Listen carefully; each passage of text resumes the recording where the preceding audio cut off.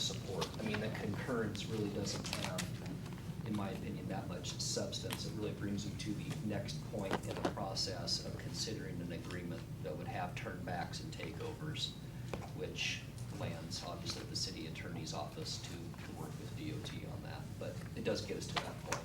So if the council does authorize me to sign the letter of concurrence, that still doesn't end it. We still have other items that would come forward to the council for consideration. Basically initiates a formal process of locking up the interlocal agreement I guess, between DOT and the city of Washougal. Okay. Other questions for Trevor? Okay. Jennifer, surplus resolution. Yes, hopefully this will be the last one for a while. I apologize, I didn't get this on our days, but we do have the Centennial Bulb / ornaments that were part of the 2008 event. We have several boxes of them downstairs that we would like to surplus so that we can get rid of them to where they can be of a benefit to the community versus down in storage. So we're planning on putting that on the consent agenda next week. Do you have any questions or comments? That's it, bulb ornaments? That's all, I know, I should have gotten it on the last one, I know. I apologize. No sweat, just, 'Tis the season. Okay, professional services with Paul? Yes, we recently approved the contract with Paul Lewis for the consolidation of Camas and Washougal fire departments. And in reading the contract, we realized we ended it December 31st of 2010. And he's looking at full year 2010 information financially, so we obviously can't do that by the end of the year. So we would just like to extend the date to 2011, 12/31 of 2011, knowing that it'll be done well before then, but just to give them that cushion of time, and it does not change the scope of work or the cost. Just correcting the date. And those funds are still coming from the restricted EMS funds? To pay for that portion, our half of that portion. Is that what we would like? Is that where they're coming from? Yeah, we relied on Paul to tell us Coming out of my budget. appropriate use, but what the heck? What's that? Any questions on that one? So just a date change.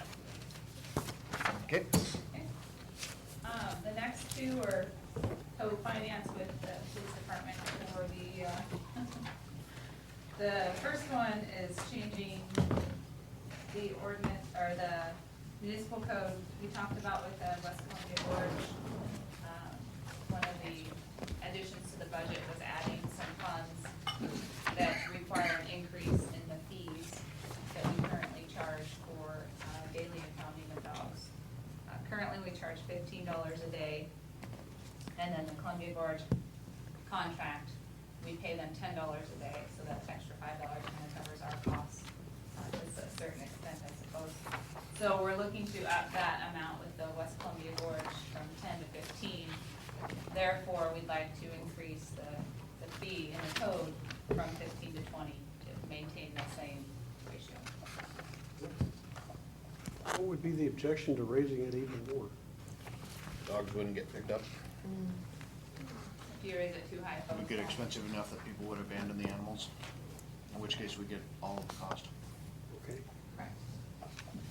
That's one of the things that we had the discussion with the Humane Society, and I think we got some similar information and feedback from Southwest Washington as well, is that with one of the things that maybe can point towards economies doing a little bit better is that the ratio of the animals being reclaimed has gone up in the last year dramatically. So I know in the case of West Columbia Gorge Humane Society, they do a fairly extensive outreach to try and find those owners and everything they can to find those owners to get them back and united. But at some point, there's also the financial consideration that regardless if they know who the owner is or not, if they can't afford to bail Fido out, they can't afford to bail him out. So that's one of the concerns of taking it, is how high we take it and their ability to be able to actually financially afford reclaiming them.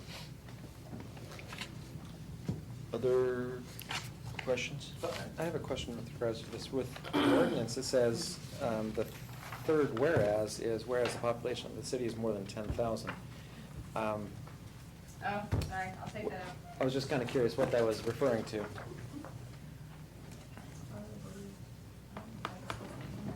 Oh, okay. That, looks like budget language, I apologize. Okay, no worries. Okay. PSA with the West Columbia Gorge? Yes, this is, the 2011 contract with the Columbia Gorge, and it reflects the approved budget of the $12,500 that was approved by the council. And then it also, that's in addition to the boarding fees that we just talked about. But we're actually meeting with the board members of the Humane Society tentatively on Thursday to talk about some of the issues, or some of the hours of operation and whatnot on the scope of work. So this could get pulled from Mondays depending on what happens Thursday. But I'm just going to get the 2011 contract to you in mind. And again, it's reflective of what was approved in the budget.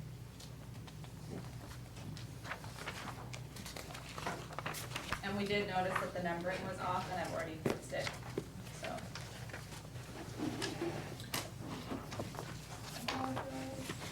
Questions on Humane Society? PSA with Children's Home Society? Again, this is just another housekeeping item for 2011 to renew the contract. This is the service agreement, not the lease, so it's reflective of,